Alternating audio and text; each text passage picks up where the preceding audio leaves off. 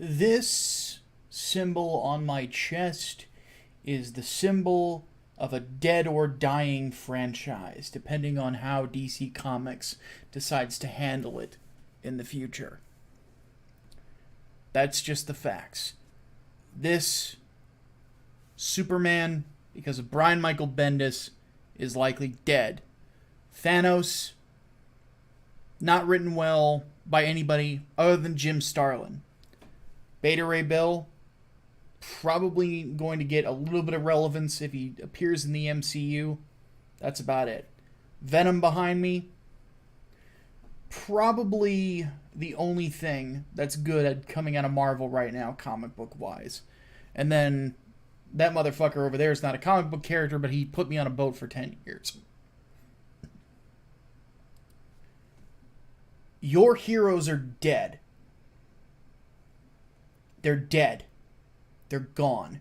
They're not coming back until something changes at the big two. That is something that is not understood. Your heroes are fucking dead. And they've been dead for a while. I watched a video from a channel called Thinking Critical. Another one of these OGCG things. And in watching it, I'm seeing the exact same fucking arguments over and over and over again about Wave 2. Those of us who are creators. I was OG. And when it comes right down to it, you're not going to find a lot of people that have been a part of Comicsgate longer than I have. But I see the exact same arguments over and over and over again. So let me just lay some things out real quick. The voice of the customer and being a producer of content is not a conflict of interest. If people think that you are the one with the opinion that most matches their own, they are going to gravitate towards you. It doesn't matter if you are another consumer or if you are a comic book creator yourself. Not to mention, a lot of you who are now Wave 1 gravitate to just about everything that Doug TenNapel and Mike S. Miller say. But you're going to get on Ethan Van Sciver about it? Give me a break. Second, brand loyalty to Comicsgate was inevitable the instant that Jawbreaker's Lost Souls hit the crowdfunding circuit. Because at that point, it was no longer simply about complaining on the internet about how much comic books sucked. The method and the way forward changed completely. Another one, you can sit there and say that, Comicsgate doesn't have Superman, Comicsgate doesn't have the Black Panther, Comicsgate doesn't have the X-Men, Comicsgate doesn't have this or that. Again, this is the symbol of a dying franchise, if not dead already. These posters behind me might as well be memorials to either dying or soon-to-be dead characters, because you don't know what Marvel's going to do. You don't know what DC's going to do, but there's a good chance it's not good. I want you guys to think about this for a second. They give a shit. The big two give a shit so little that they hired Zoe Quinn to write a comic for them, for Vertigo. Then Marvel hired her for a book. Then DC, after she was part of the destruction of Vertigo, hired her again to do an offshoot of Superman and Batman. Ta-Nehisi Coates, who hates America, is writing Captain America. G. Willow Wilson is writing Wonder Woman. Do we have to resurrect Joseph Stalin and have him write Superman for you fuckers to not realize that they don't give a shit about you anymore? What should have really clued you all in is when Eric July's criticisms of Thor were mocked in an issue of The Avengers to stab at an online commentator. A feud between Jason Aaron and a black metalcore singer. What else needs to happen? What else? Does every comic have to be an Alexandria Ocasio-Cortez comic for it to come through your thick fucking skulls? Your heroes are dead. They're dead. They're gone. They're not coming back. If I could write X-Men tomorrow, I would. I would definitely do it. If I could write Daredevil tomorrow, absolutely. But I can't. So I'm competing. And yeah, I'm not selling as many copies as they are, but I guarantee you I am a better writer than Ta-Nehisi Coates. At least when it comes to comic books. And if you back Englewood, you are going to get a book that is competitive in quality with what the big two are producing. That is what I'm going to do.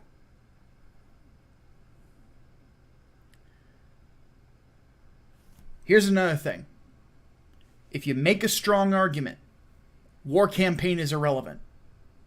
Because strong arguments are what carry through. And I have spoken with people in War Campaign. I have never known them to dismiss a strong argument. Never known them to do it. Never known Ethan to do it either. Or anybody else in Comicsgate. Maybe the reason that you're dismissed, maybe the reason you're made fun of, is because your argument fucking sucks. Oddly enough, the guy who runs this channel tried to blame all of Comicsgate for something that happened to Nerdette. Somebody that I went out of my way to offer to help when she was getting threatened by Zoe Quinn's cronies. So to blame all of Comicsgate for one person flagging your video, Tristan, that was a very low move. Very low. I had nothing to do with it, and a lot of other people had nothing to do with it. You blamed everybody for one guy. That's bullshit. But he comes out and says, let me find it here.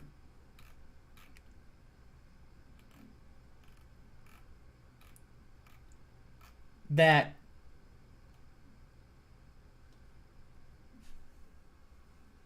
Comicsgate supported this somehow, the flagging of her channel. Though the whole movement supported it. Here's the tweet, right here. Wes, I'm going to need a citation on that. Can you find something that shows that everybody in Comicsgate supported this? I didn't. I even talked in a thread with the guy who did it. He shouldn't have done it. It was silly. Even Ethan said he shouldn't have done it. Several people in War Campaign have said he shouldn't have done it.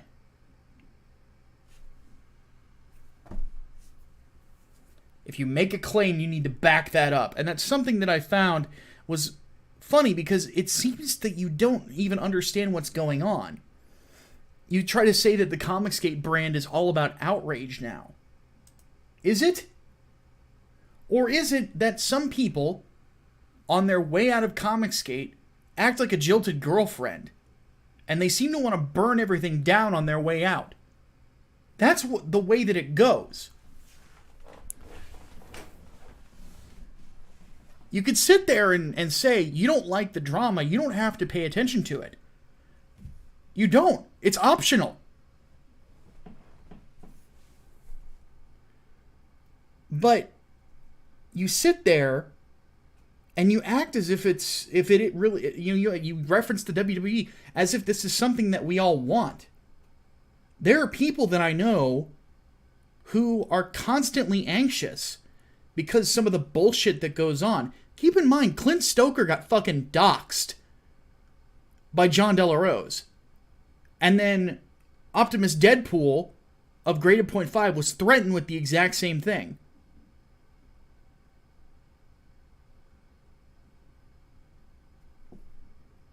You have people fantasizing about Tug's daughter being raped and murdered.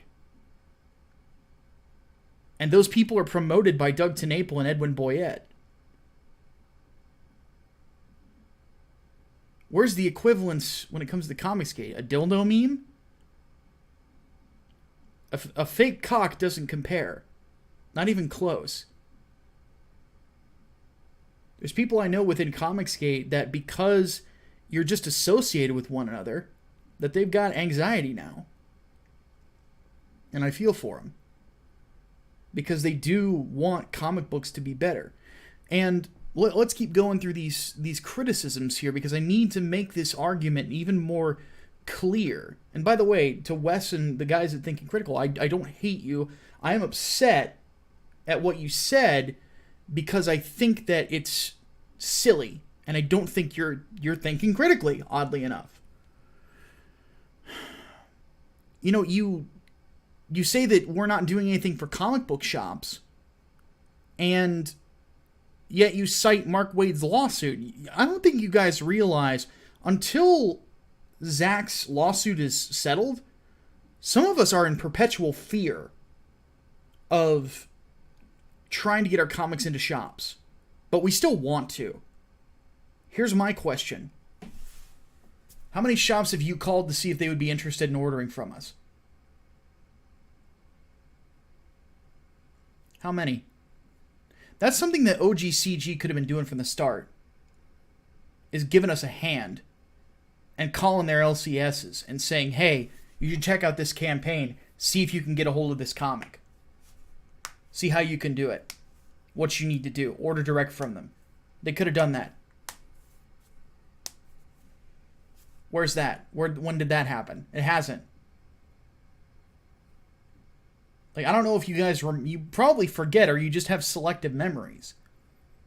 There was a lot of people that were tweeting out that they went to their show, to their store and said, are you guys going to try to order copies of Jawbreaker's Lost Souls? And they said, no, we'll never do that. And that's the thing. When it comes to these little elements, you have selective memories. And it's frustrating as a creator. Would I love to see my books when Englewood's finished? Would I love to see Englewood number 1 on store shelves? Absolutely. I'd love to see it everywhere. And on top of that, there are people that are trying to work towards that. Allegiance Arts, anyone?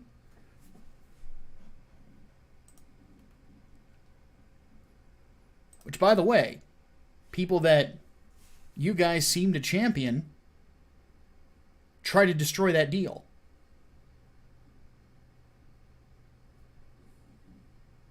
What now? Why are we the bad guys? That's something I don't understand. And then I also had another question, like, what's not being done sequentially? Like, this idea that nothing in CG is being done sequentially. What did John Malin follow up Graveyard Shift Volume 1 with? Graveyard Shift Volume 2. Donald DeLay is going to be doing another Brutus book. I've already got plans to do Englewood Book 2, probably this year. Everything that I have planned for the future is part of a franchise. I don't know many people that are bouncing from book to book. I mean, you've had 2 Jawbreakers books. You're going to get a second Iron Sights book. Like, there are franchises here that we're building. So what's not being done sequentially? I don't know what you're talking about. Honestly. But what are these arguments culminating into? A reality that is just not being understood here. Your heroes are dead. And I realized it. And a couple other people realized it too, that started this whole movement. We realized it early on that Marvel and DC didn't give a shit about what we thought. They don't. They fucking don't.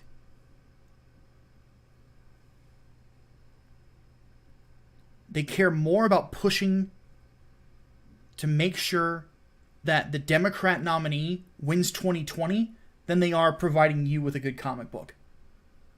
They don't give a shit. And if you would take the blinders off and look at the world around you, you would realize that. Criticism is not going to change anything. The purpose of criticism at this point is going to be simply for the consumer, to give them information on the good comics and the bad. Which was what critics did in the first place. And I say that as somebody who has done it. I care much more about informing my audience about what's good and bad every time I do a review on something than I do about the industry being changed by my words. Because I know that I'm just a guy. And that my ability to influence is rather limited, as it is with a lot of other people. It's when you start thinking that a comic review can change the fucking world, you lose the plot.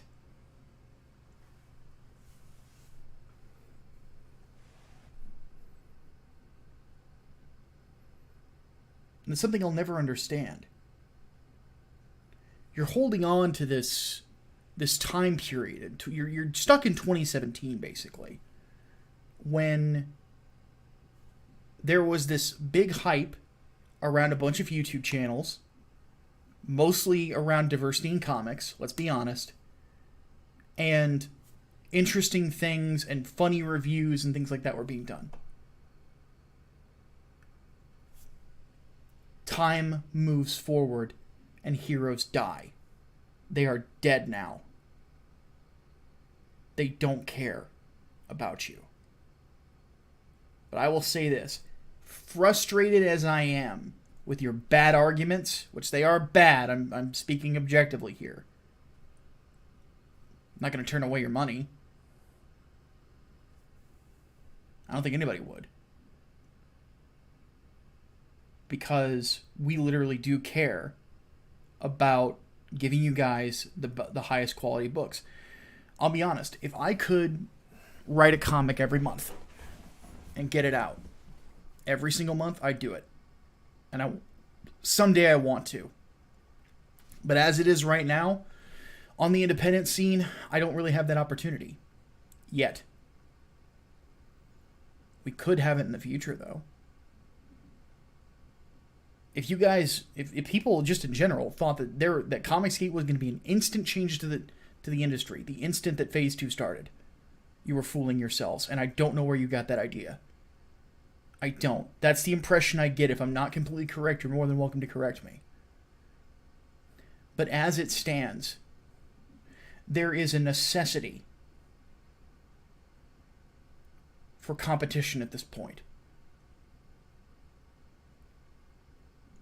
And the opinion of a lot of second wave people is that we're honestly sick and tired of being dogged on because we have the balls to try to compete with the big two.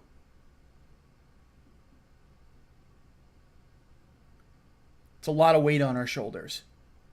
And we get it. We get bullshit from all angles. We get it from the social justice types. And now we get it from people who used to be Comicsgate and then want to burn it away on the way out. That are going to spend the next year or more complaining about something that they say that they're done with.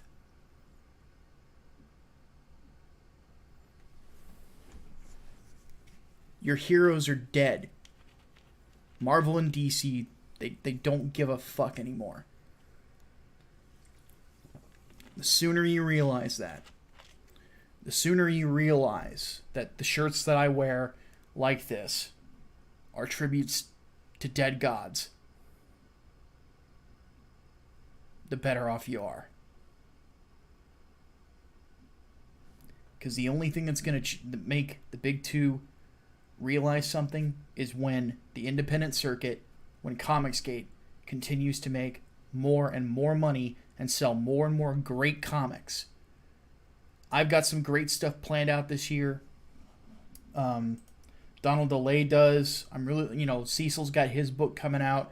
Got Cyberfrog Wrecked Planet. John Malin's got another book on top of Graveyard Shift called Project Thundar that he's working on. Von Klaus has another book that he's going to want to do. I know Mike Murphy's got another book that he's going to do. Vinny Tartamella. Adam Post's College of the Dead is going to have a second book. Eric Weathers, who's doing the lettering on my books, is doing his own book called Battle Brick Road, which is like a military spin-off of The Wizard of Oz. Rob Arnold's got stuff going on, and I can continue to name people all day that have things that they want to give to you, because we actually do give a shit about comic book fans. That's more than what we can say about the big two.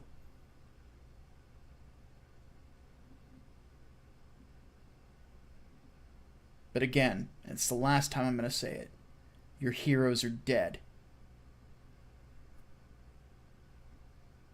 So getting mad at us for them dying and them not coming back, I can't help you, because I can't turn back the time. I can't do it. My name is Micah Curtis, your favorite vanilla gorilla. See you next time.